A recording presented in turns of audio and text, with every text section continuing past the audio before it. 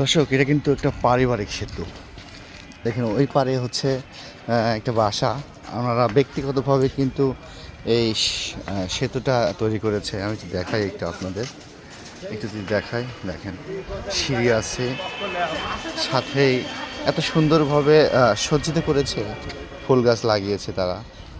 তার মানে এই যে কাঠের সাঁকো, মাশাআল্লাহ, খুব খুব সুন্দর লাগছে তাদের।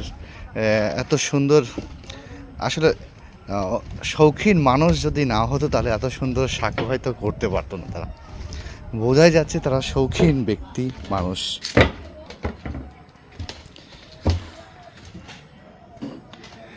আবারও বলছি, এটা কিন্তু পারিবারিক একটা সাঁকো তারা তৈরি করেছে। মাশাআল্লাহ, খুব ভালো লাগছে।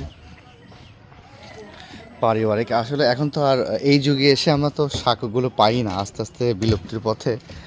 আর ওনারা কিন্তু এত সুন্দর একটা তাদের যাতায়াতের জন্য একটা সুব্যবস্থা করেছে। আসলে মাশাআল্লাহ, খুবই ভালো লাগছে দেখে। আসলে আপনাদের দেখানোর একটু চেষ্টা করলাম। আচ্ছা।